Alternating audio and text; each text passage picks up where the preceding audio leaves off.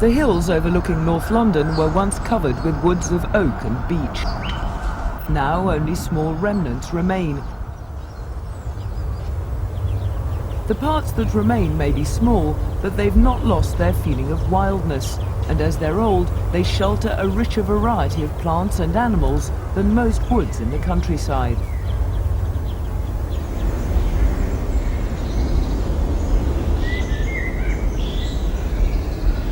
Compared to the light and activity in the canopy above, the woodland floor seems a sombre and rather sterile place, relieved only by occasional shafts of light.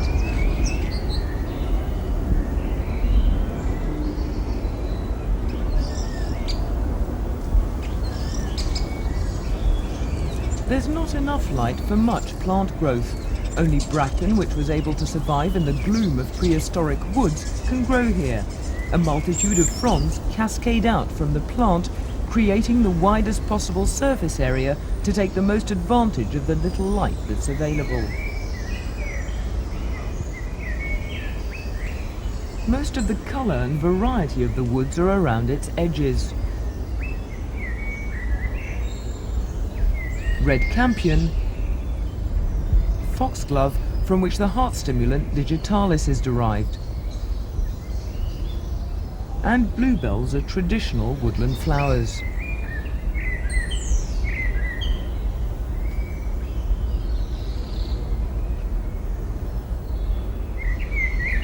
The wood can only grow outwards. It's at the edges, where there's an abundance of light, that young trees find favourable conditions to grow.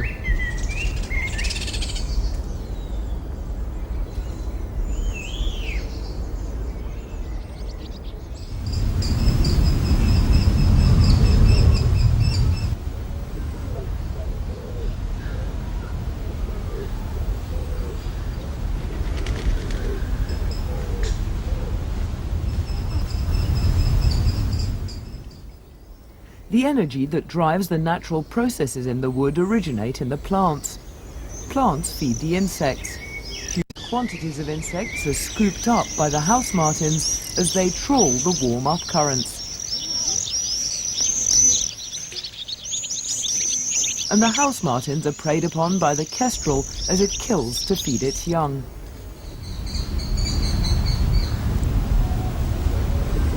At each stage up the food chain, a larger slice of the wood's finite resources is consumed. At the top of the food chain, where energy is consumed in quantity, the numbers of large predators is restricted by the size and productivity of the wood.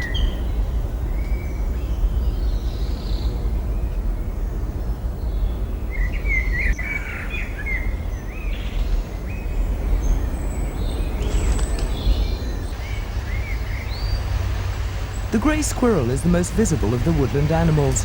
Introduced to Britain from America in the last century, it's found the oak woods ideally suitable. The oak's strong lateral branches provide safe aerial pathways, and the autumn harvest of acorns a source of food that will see the squirrels through the harsh British winters. Moreover, there are few predators in the British oak woods to hinder the grey squirrel's unrelenting colonisation.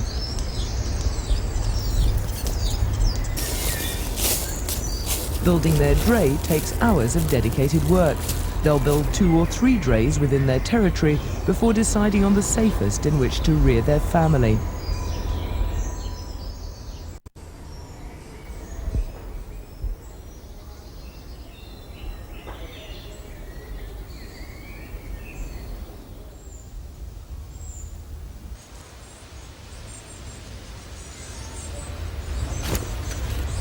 The sparrowhawk was virtually exterminated in the countryside before the dangers of organic pesticides were understood. Their population is recovering, but a nesting bird is still a rarity, especially in a city wood.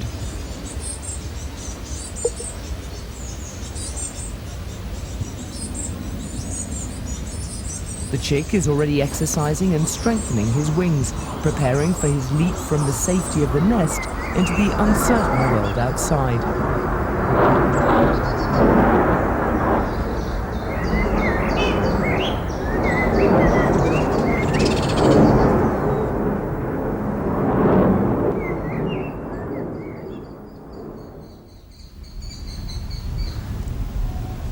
The 3 kestrel chicks are growing, thanks to the food supplied by both parents. Kestrels are by nature solitary birds. They only come together to raise young. Once the young have fledged, the parents will separate again, and then the family will be in competition with each other for ever scarcer resources.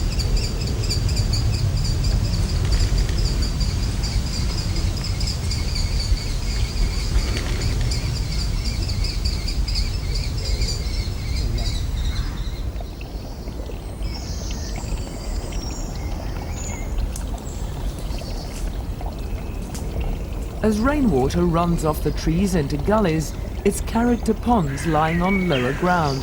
Here, animals congregate to drink and find shelter.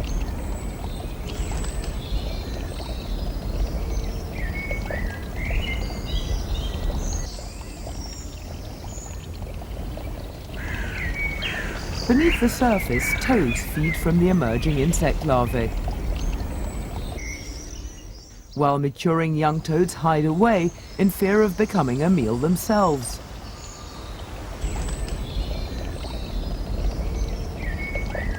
The pond is the reservoir and air conditioner for the woods, providing drink for the animals, and in releasing moisture back into the atmosphere, helps keep the wood damp and freshen the stale air of the city.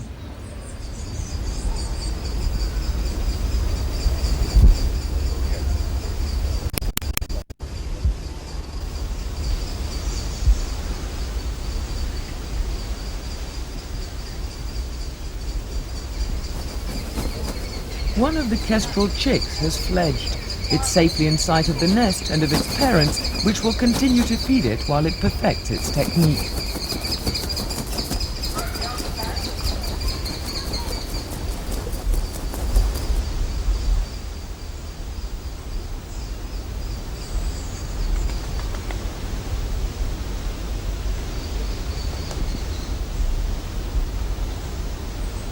The second chick steels itself to take the same uncertain leap from the nest.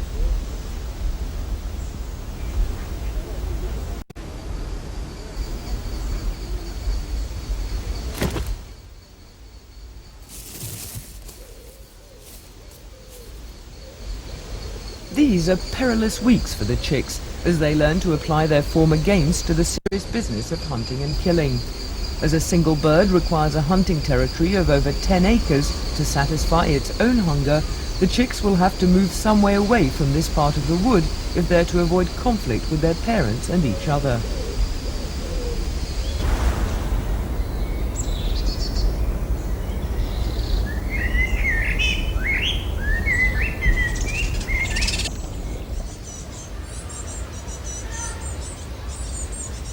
The evenings are drawing in. The willow herb will soon be setting its seeds.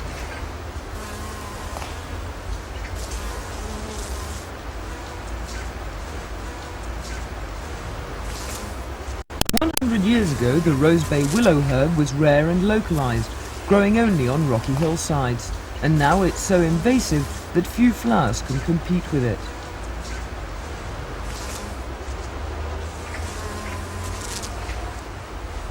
The late-flowering Himalayan balsam provides a welcome meal of nectar for the bees. Food for them, as for most insects, will become increasingly difficult to find.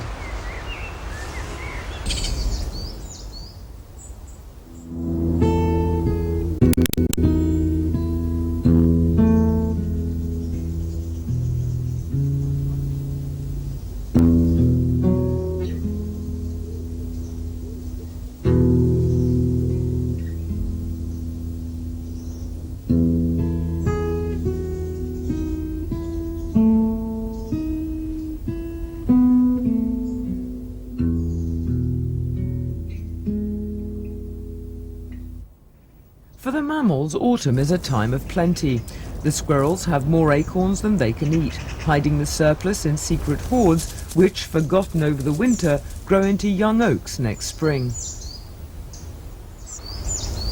The berries of the wood's shrubs are another plentiful source of food. While the squirrels and birds gain a rich meal from the fruit, they distribute the undigested seeds in the excreta, sowing the next generation of shrubs.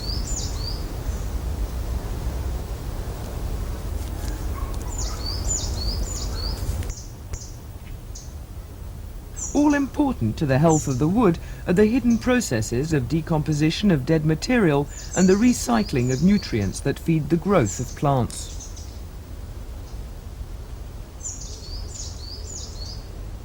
The most important contribution to these recycling processes is made by the fungi, whose fruits are the mushrooms and toadstools of the autumn. Their mycelium, the threads that are always present in the ground and in dead wood, break down the decaying material, separate their constituent nutrients and free them back into the soil to be taken up by the growing plants. The red toadstool with the white spots, the fly agaric, is the picture book toadstool of goblins and gnomes. It contains a powerful hallucinogenic muscarine which would make even the sanest person see the little people.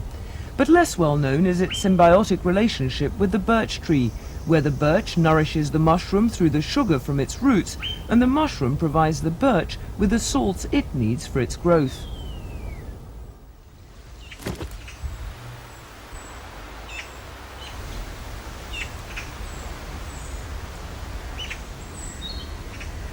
The days grow shorter and the foraging more frantic. Now the wood is a cornucopia overflowing with nourishment. Once the ground frosts have set in, the larder will be sealed tight. The fatty body reserves the animals build up now will help them through that certain famine to come.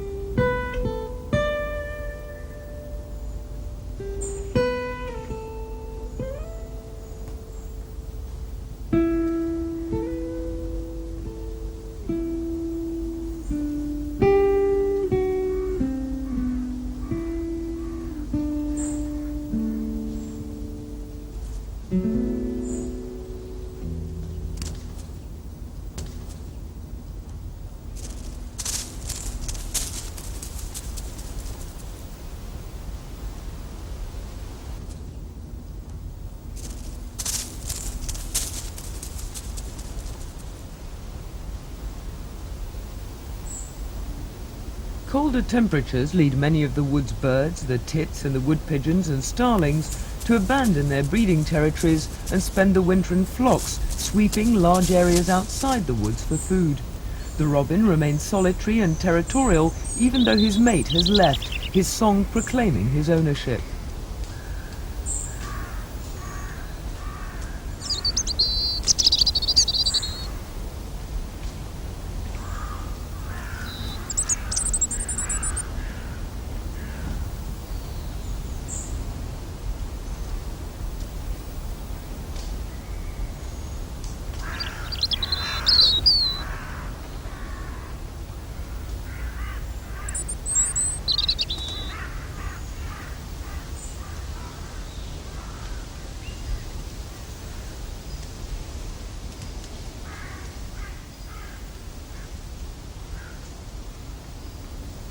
The wood's grown quiet as activity slows down. Only the clatter of shells through the branches of the trees disturbs the peace as the squirrels take the last of the acorns and beech mast. The canopy is bare. Now the growing season is over, light falls readily onto the woodland floor where its energy is no longer needed.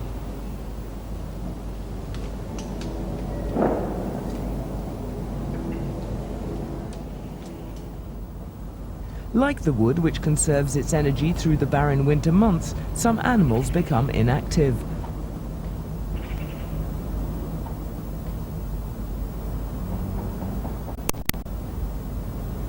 For most animals, work increases. There are fewer hours of daylight to find ever scarcer resources, while the need to fuel extra energy to keep warm means consuming even more food.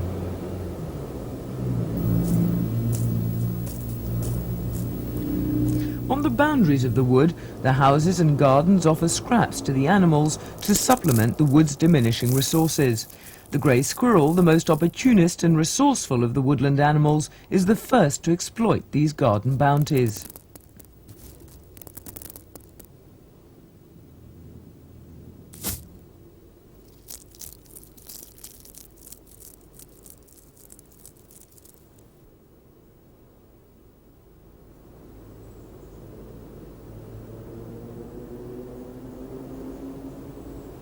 Though he strays into the territory of the domestic tom, his agility and speed keep him out of trouble.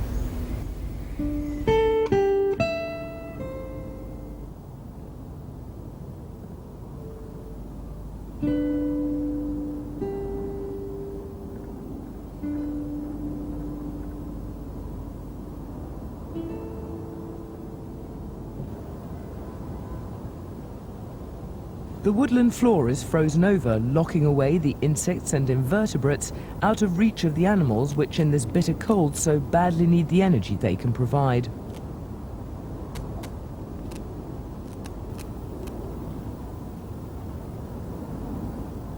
The deciduous trees are completely inactive. They live from the starches built up in their trunks and roots during the growing seasons. The evergreens remain active, as their leaves, coated with a waxy waterproofing which protects against the cold, continue to photosynthesize.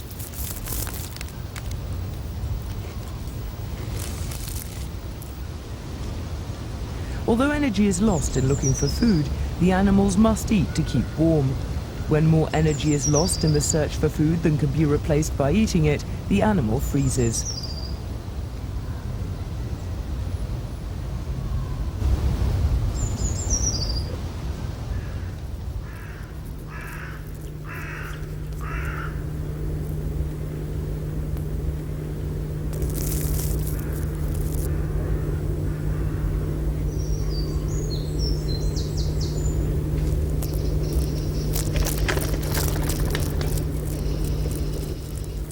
To help the animals survive the cold, a soup kitchen has been set up on this old tree stump.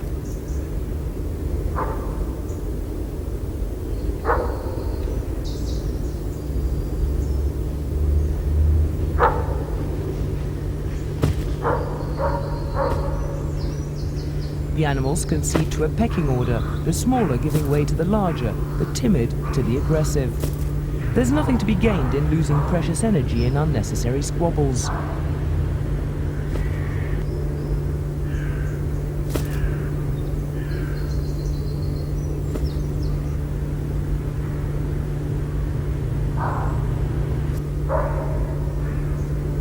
The robin, naturally more aggressive, usually sees off the other small birds to feed undisturbed.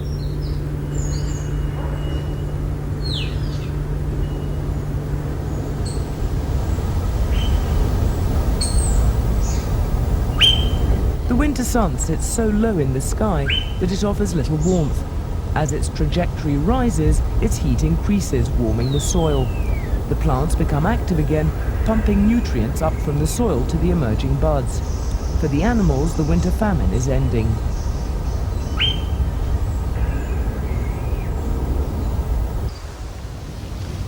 Some plants, like the wood anemone, flower early. It's a plant that rarely grows outside ancient woodland, spreading very slowly in the rich, decomposing leaf litter. Like the wood anemone, the yellow celandine is one of the earliest flowers of spring, taking advantage of the abundance of light to flower, attract the early pollinating insects, and disperse its seeds before the canopy grows over. It likes to grow where the conditions are moist, and in the heart of the wood, where all the streams collect, conditions are perfect.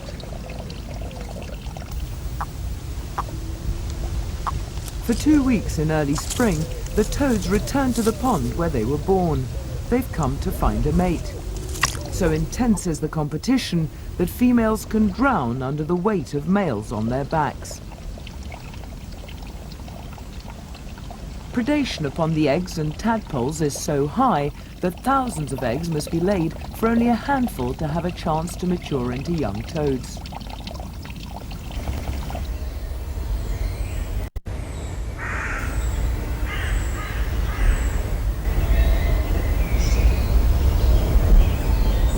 After a long winter, the wood is revitalizing itself. Song crescendos as the birds lay claim to their territories and compete for food and nest materials. Having abandoned their winter flock, the starlings have returned to their nesting territory, adding their song to the cacophony.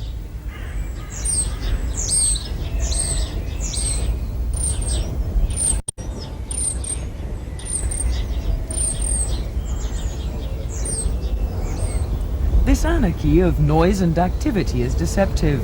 Order still prevails. The nuthatch scours the crevices of the trees for insect larvae. The dunnock feeds from the insects in the undergrowth, while the wren feeds from the invertebrates on the ground. Different species manage to avoid direct competition by exploiting different parts of the wood's resources. All the animals can feed without needing to fight over the meal.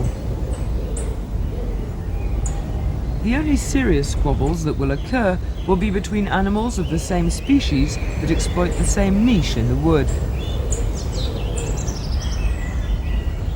The nuthatch, like the other animals, will have to defend her breeding territory from her own kind.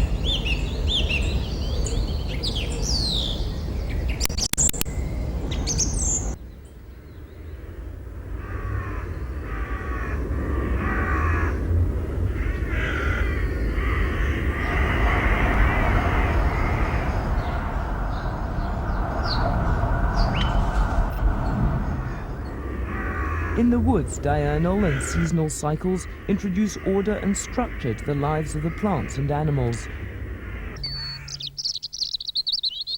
All energy must be generated within the wood, nutrients for the plants and food for animals. Energy that's consumed must be replaced. Nothing can be wasted.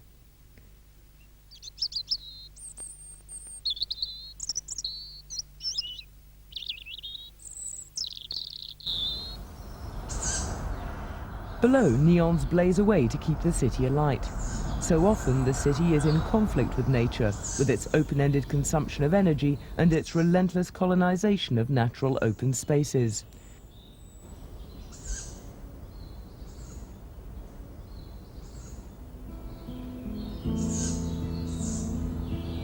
So far, the city has respected the woods as it's grown around it, leaving the generations of animals and plants intact, witnesses to the wood's ancient history.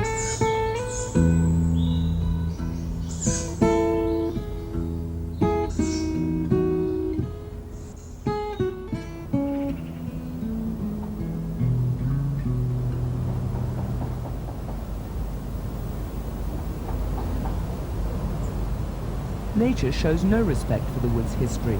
Winds gushing at over 80 miles an hour gouge a hole straight through its heart.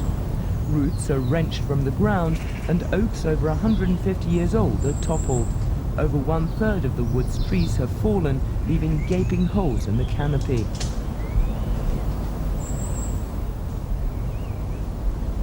With the trees, complex systems of energy production and recycling have been destroyed. Food chains will be shorter as there will not be sufficient energy to pass up to the higher predators. The kestrel, owl and sparrowhawk will not return to rear their young. If left alone, the wood will heal itself. The abundance of light will excite dormant seeds to germinate. First flowers and then young trees will grow as succession takes its course. But a generation will pass before all the complexity and variety will be restored to this ancient wood.